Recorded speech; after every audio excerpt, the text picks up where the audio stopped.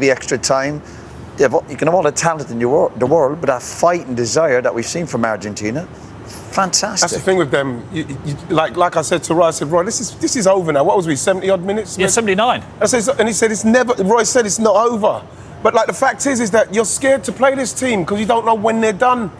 Let's have a look at the disallowed goal. Yes, I think it's really important. We've highlighted it, how we want to compare the fact that that goal was allowed with this one.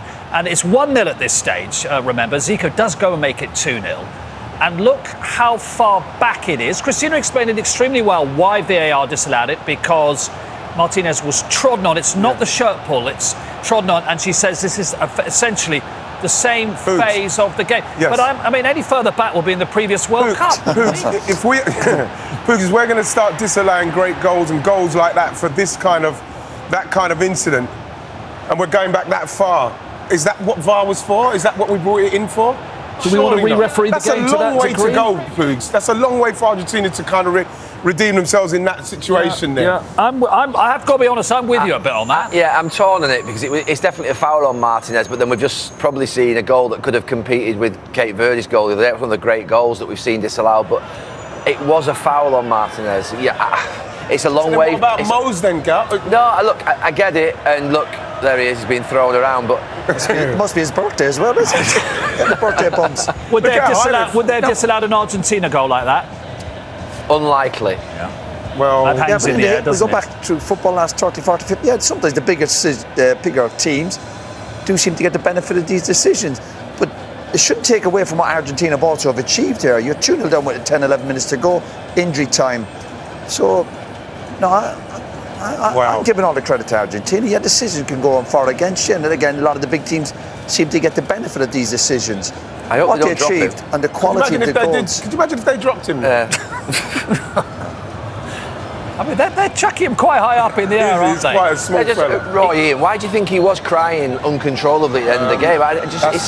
It's interesting that from him. I think when these guys play, and again we go back to the football, and Messi has it, and these great players we saw.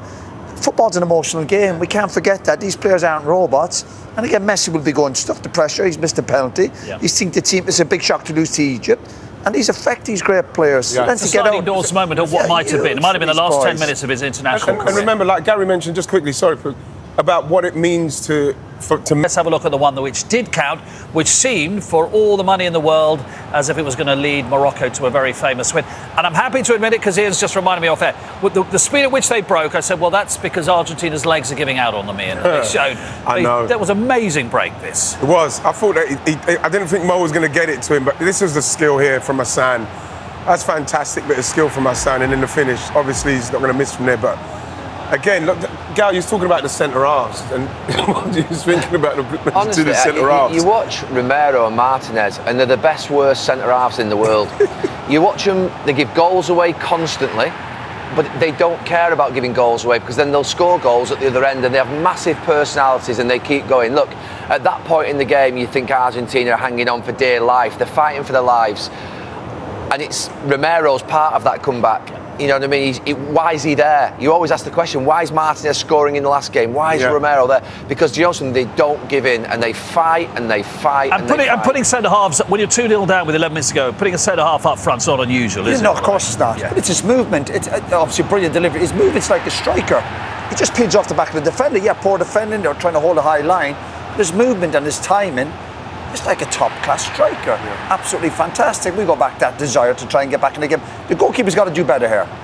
The goalkeeper's got to do better here. I know it's close to him, but once they got this goal, you're feeling one of the biggest words of sport, momentum. Yes. And the momentum changed in the stadium with the players, with the Argentina players, and obviously with the Egyptian players. They don't look, we're up against it. Is there a sense of dread? You've been in that situation. Do you think, oh no, we know what's coming? You know something, Mark, is if you're losing 2-0 and you get one back and you're a top team with great experience, honestly, you feel like the walls are going to cave in for the opposition. You can smell it, the anxiety in the crowd, your own crowd are with you.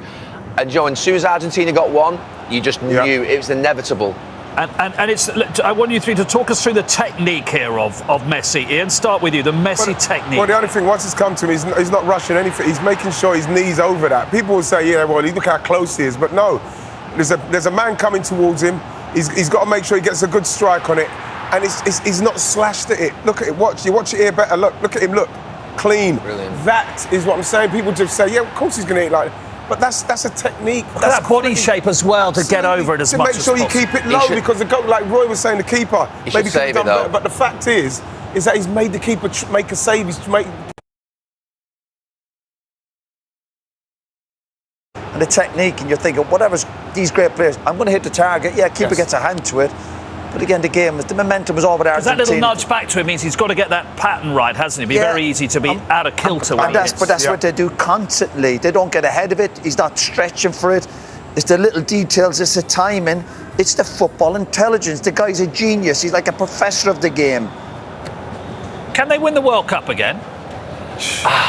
I said they couldn't last time. I'm telling you to say no. And do you know something, Mark? Look, when you watch them against Cape Verde, you watch them against Egypt, and they're not the two best teams in the competition, you think there is no way that this team can continue to go on riding their luck the way in which they are and coming back the way in which they are. That's not luck, though, Gary. That's not luck. That's not luck. No, but they are riding their luck. But it's not luck. It's to score 3 goals. If you give away 2 goals, in games, in knockout games, you're riding your luck because you have to score 3 every time. England conceded 2 the other night, but if you scored 3 goals a game, but this team have got a spirit that is very difficult to beat, and they don't give in. So that is something you've got to contend with. But I can't believe they're going to get through every game like this. They're not playing well enough. But there's a but. Yeah, but Gal, if they do go to that, do you? What do you think they can win it? Yeah, I do.